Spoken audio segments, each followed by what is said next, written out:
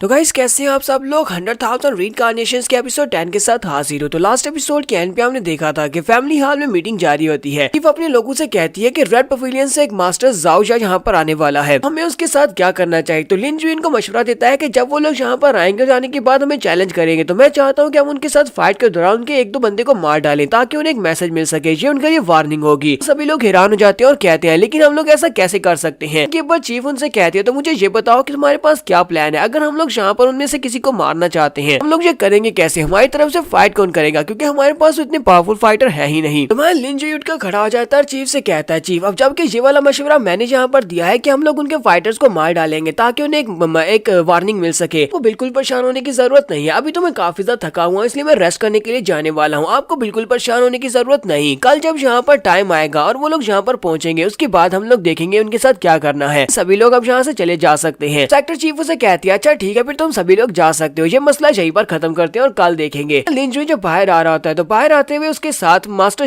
जानजू होते हैं। तो मास्टर जानजू से कहते हैं सेंट किंग मुझे बताएं कि अब मुझे और आपके लिए क्या करना होगा, ये बताएं कि वहाँ पर मेरी परफॉर्मेंस कैसी थी, मैंने आपका पूरा साथ दिया है। लिन जुई से कहता है तुम्हारी परफॉर्मेंस इतनी बुरी नहीं थी कि जितना काफी नहीं है। वो उसे कहते हैं तो फिर मुझे बताएं कि मुझे और क्या करना होगा। लिन जुई से कहता है तुम्हें मेरे लिए कल किसी एक बंदे को मारना होगा, मैं चाहता हूँ कि रात के वक्त तुम एक बंदे को मारो। अगर ये तुम एक पंच में उसे मार सकते हो तो ज्यादा बेहतर रहेगा, कि अगर तुम उसे एक पंच में नहीं मार पाए तो वो तुम्हें मार डालेगा। उसे कहते हैं मुझे किसे मारना है। तो लिन उसे कहता है मेरे साथ आओ, मैं तुम्हें बताता हूँ कि तुम्हें उसे किस तरह मारना है और तुम उसे किस तरह मार सकते हो, क्योंकि वो बहुत ज्यादा स्ट्रॉन्ग बंदा है। तो मास्टर जानजू से कहते हैं हाँ ठीक है मुझे बताएं। तुम्हारा लिन उसके कान में उसे सारी बात बता देता है कि तुम्हें इस बंदे को मारना है और इस तरह मारना है, क्योंकि उसको तुम आसानी से मार नहीं पाओगे। तो वो मास्टर भी उसकी बात सुनने के बाद काफी हैरान होते हैं। फिर साथ उसे कहते हैं ठीक है मैं बिल्कुल ऐसे ही करूंगा जैसा आपने बताया है। तो लिन उसे कहता है जैसा मैंने बताया बिल्कुल वैसा ही करना, अगर तुम ऐसा नहीं करोगे तो तुम सेफ नहीं रह पाओगे। उसे कहते हैं ठीक है जैसा कि आपने मुझे कमांड दी है मैं बिल्कुल वैसा ही करूंगा। मास्टर जानजू के वहां से जाने के बाद मास्टर लियू आगे बढ़ते हैं। मास्टर लियू से कहते हैं सेंट किंग प्लीज मेरी बात सुने, जब ये आपसे बात करनी है। तो लिन उसे कहता है एल्डर लियू अब आपको मुझसे क्या बात करनी है। मास्टर लियू से कहते हैं आपका बहुत बहुत शुक्रिया जो आपने मेरी जान बचा ली, और मैंने ये सारी की सारी बात पहले अपनी सेक्टर चीफ को बता दिया कि हिडन क्लैन वालों ने हमें धोखा दिया है, मेरी जान बचाकर मेरे ऊपर एक बहुत बड़ा एहसान कर दिया है, तो मैं फ्यूचर में आपकी जान बचाने के लिए कुछ भी कर सकता हूँ। सेंट किंग आप मुझे बताएं कि मैं आपके लिए क्या कर सकता हूँ। तुम्हारा लिन उसे कहता है बताना कि बहुत ही जल्दी हांगमैंग टूर्नामेंट स्टार्ट होने वाला है और मुझे इस टूर्नामेंट में तुम्हारी मदद की जरूरत है, चाहता हूँ कि इस टूर्नामेंट में तुम मेरी मदद करो। तो ये बताओ कि तुम्हारी इंजरीज कैसी हैं। तो मास्टर लियू से कहते हैं मेरी इंजरीज ठीक है, ये कोई बड़ी मेजर प्रॉब्लम नहीं है, कुछ ही दिनों में ये ठीक हो जाएंगे, टूर्नामेंट पहले से ये बिल्कुल ठीक हो जाएंगी, यानी कि टूर्नामेंट स्टार्ट होने से पहले ठीक हो जाएंगी। लेकिन अफसोस की बात तो यह है कि मेरे पास जो एक 5th ग्रेड का स्पीयर था वो तो टूट चुका है, क्योंकि मैं एक स्पीयर वेपन को यूज करता हूँ, तो मेरे पास अच्छा वेपन नहीं होगा तो मैं आपकी ज्यादा मदद नहीं कर पाऊंगा। तो लिन जुई से कहता है एल्डर लियू आपको बिल्कुल परेशान होने की जरूरत नहीं है, क्योंकि बहुत ही जल्दी मैं आपको 9th ग्रेड का स्पीयर वेपन देने वाला हूँ। ये बात सुनते ही एल्डर लियू बहुत ज्यादा हैरान होते हैं और कहते हैं सेंट किंग क्या वाकई में यहाँ पर सच कह रहे हैं, क्या आप मुझे एक 9th ग्रेड का स्पीयर वेपन देने वाले हैं। आदि अंदर से सोच रहे होते हैं हमारे सेक्टर चीफ सुजैन किंग जी और इसके साथ साथ मास्टर जानजू सिर्फ उन दोनों के पास एक 9th ग्रेड का वेपन है, मेरे पास भी एक 9th ग्रेड का वेपन आ जाए तो मैं भी बहुत ज्यादा पावरफुल हो जाऊंगा। लिन उसे कहता है एल्डर लियू मैं चाहता हूँ कि जाकर आप अपनी इंजरीज को देखें, जब आपकी इंजरीज ठीक हो जाएंगे और जब टाइम आ जाएगा तब मैं आपको आपका वेपन दे दूंगा, आपका वेपन आपके हाथ में होगा और उस वक्त मैं चाहता हूँ कि आप वहाँ पर उस वेपन को यूज करते मेरी मदद करें। मास्टर लियू से कहते हैं आपने मेरी जान बचाई और ऊपर से अब आप मुझे एक 9th ग्रेड का वेपन भी देने वाले हैं, अगर जैसा वाकई में हो जाता है तो मैं सारी जिंदगी आपके एहसान के तले दबा रहूंगा और हमेशा आपकी मदद करूंगा जहाँ पर भी आपको मेरी जरूरत होगी। तुम्हारा लिन कहता है तो आज रात के तो मैं बहुत ज्यादा अच्छा शो देखने वाला हूँ, तो आज रात की मुझे इंतजार है। तो रात के वक्त हमारा लिन फिर से क्लियर पॉइंट के अंदर जाता है,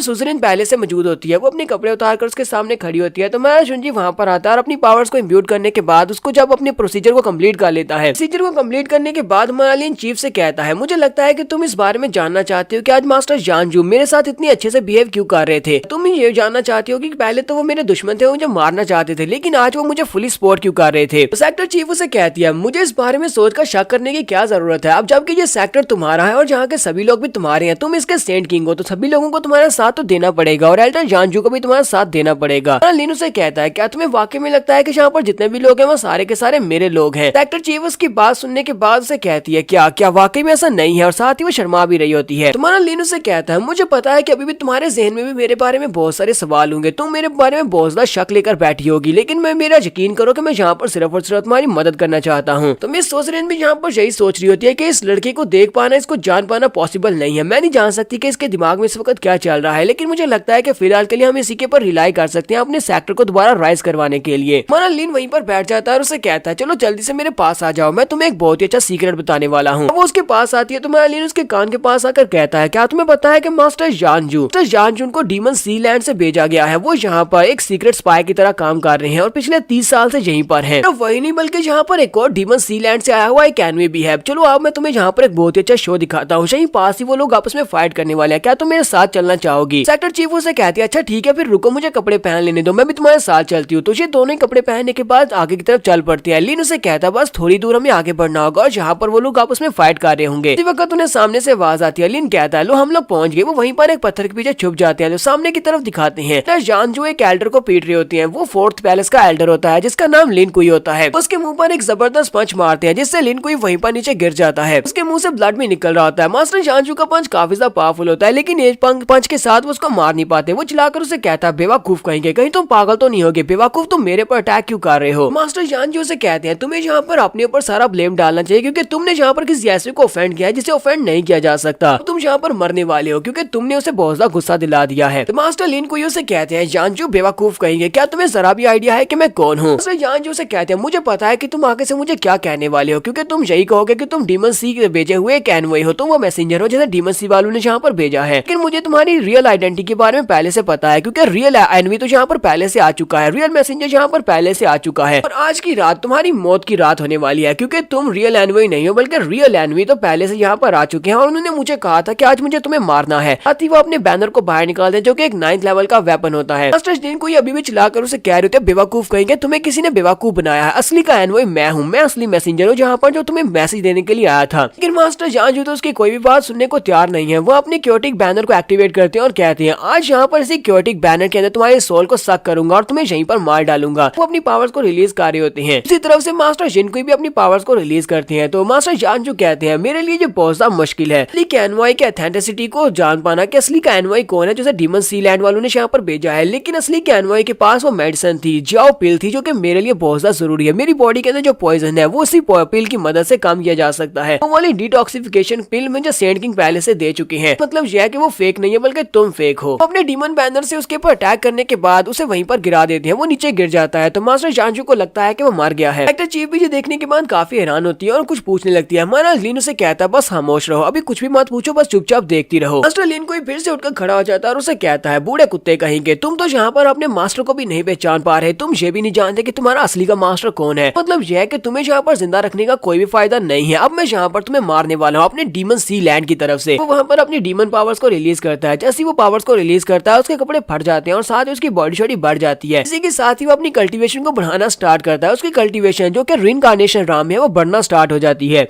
ये देखकर तो मास्टर जानजू भी थोड़ी देर के लिए चकरा जाते हैं कि इसकी कल्टीवेशन लेवल इतनी तेजी के साथ कैसे बढ़े। इसका मतलब यह है कि इसने अपनी पावर्स को कंसील किया हुआ था। यहाँ पर अपने एक स्पेशल स्किल को यूज करता है, अपने इनके काफी सारे फायर बॉल्स क्रिएट कर लेता है। मास्टर जानजू को ये बात पहले से पता थी क्योंकि लिन ने उसे पहले से ये सारी बात बताई हुई थी। वो उसे कहता है जबकि तुम यहाँ पर डिमोनाइज्ड हो चुके हो और तुमने अपनी पावर्स को भी बढ़ा लिया है। मुझे ये सब कुछ पहले से पता है क्योंकि मेरे एनवॉय ने मुझे ये सब कुछ बता दिया था कि तुम अपनी पावर्स को इंक्रीज करोगे, डिमोनाइज्ड होने के बाद तुम्हारी पावर्स बढ़ जाएंगी। यहाँ पर पूरी तैयारी के साथ आया हूँ। वो फिर से अपने सोल बैनर को एक्टिवेट करते हैं और उसके ऊपर अटैक करते हैं। मास्टर लिन कोई जो कि अब पूरी तरह से एक डीमन में बदल चुके हैं, वो जोरदार चीख मारते हैं। अपनी जोरदार चीख मारते हैं तो सामने की तरफ एनर्जी निकलती है। उस एनर्जी के साथ तो जानजू की जो सोल पावर होती है वो डिस्ट्रॉय होना शुरू हो जाती है क्योंकि उसकी पावर ज्यादा होती है, यानी कि मास्टर लिन कोई की पावर ज्यादा होती है जिसकी वजह से मास्टर जानजू वहाँ पर हारने की कगार पर होते हैं। सेक्टर चीफ कहती है लगता नहीं है कि मास्टर जानजू हमारे सुप्रीम एल्डर इस लिन कोई का मुकाबला कर पाएंगे। जुनियर से कहता है तो फिर हमें उसकी हेल्प करनी चाहिए। वो वहीं पर से एक छोटा सा पत्थर उठाता है। उस छोटे से पत्थर को उठाकर उसके अंदर एनर्जी को इम्ब्यूट करते हुए सामने की तरफ फेंक देता है। वो पत्थर सीधा जाकर मास्टर जिन कोई की बॉडी के अंदर धंस जाता है। वो उसके पेट में जाकर लगता है, की वजह से उसकी पावर्स थोड़ी देर के लिए उससे छिन जाती है।